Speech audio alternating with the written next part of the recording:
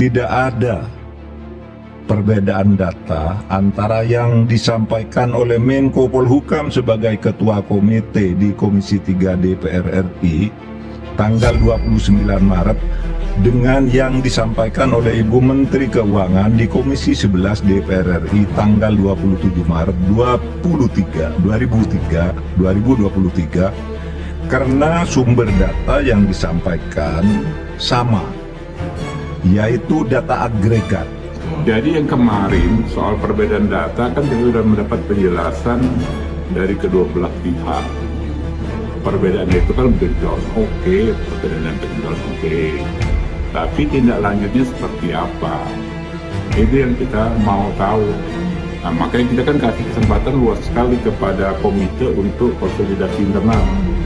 Prinsipnya itu menindaklanjuti temuan. Kita itu kan mempermasalahkan, dipublikasikan buat apa kalau tidak ditindaklanjuti. Jadi kita edukasi masyarakat juga soal yang mana yang merupakan prinsip.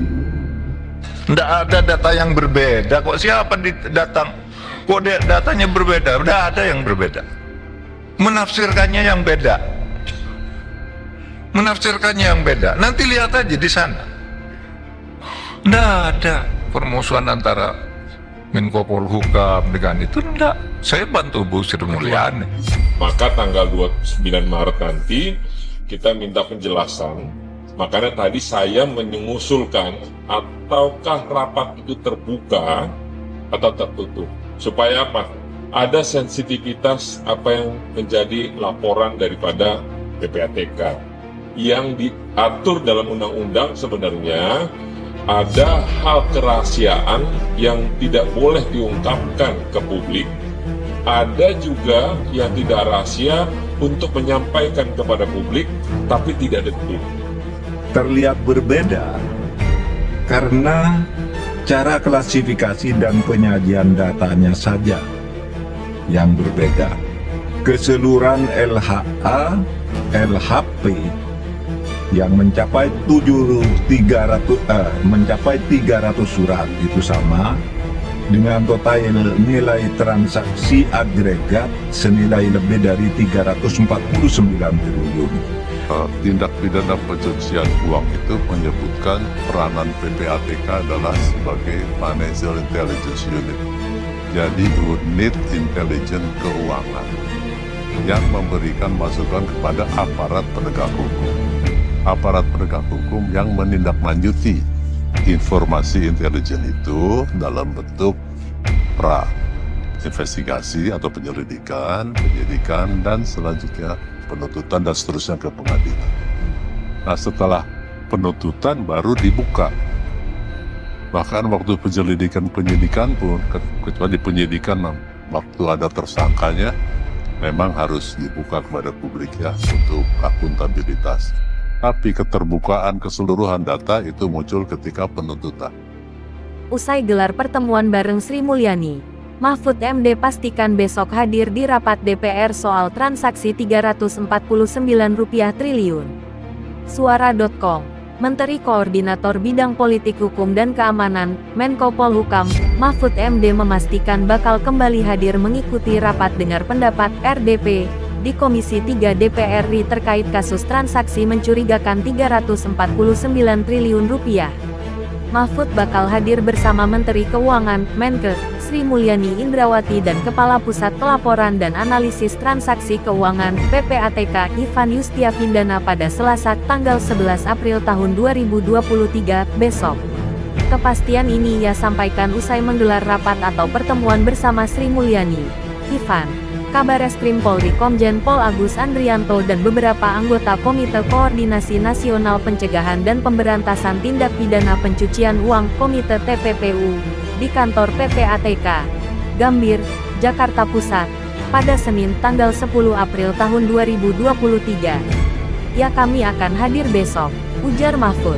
Mantan Ketua MK itu menjelaskan hari ini merupakan rapat kelima yang dilakukan Komite TPPU usai ia mengikuti RDP bersama Komisi 3 DPR RI pada tanggal 29 Maret tahun 2023 dan Sri Mulyani mengikuti RDP bersama Komisi SI pada tanggal 27 Maret tahun 2023. Pertemuan dihadiri antara lain oleh Menteri Koordinator Bidang Perekonomian, Wakil Ketua Komite TPPU, Menteri Keuangan anggota Komite TPPU, Menteri Hukum dan HAM anggota Komite TPPU, dan Kepala PPATK, Sekretaris Komite TPPU, serta para pejabat eselon I pada kementerian lembaga yang tergabung dalam Komite TPPU, ungkapnya.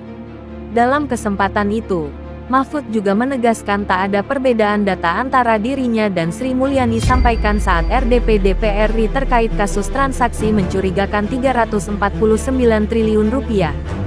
Sebab sumber datanya sama, yakni merujuk laporan hasil analisis LAP Pusat Pelaporan dan PPATK tahun-tahun 2009 sampai tahun 2023. Tidak ada perbedaan data, tegasnya.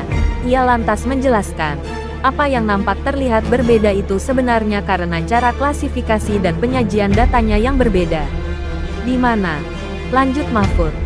Kemenko Polhukam mencantumkan semua LHA-LHP yang melibatkan pegawai Kementerian Keuangan, baik LHA-LHP yang dikirimkan ke Kemenkeu, maupun LHA-LHP yang dikirimkan ke APH, aparat penegak hukum, yang terkait dengan pegawai Kemenkeu, dengan membaginya menjadi 3 klaster.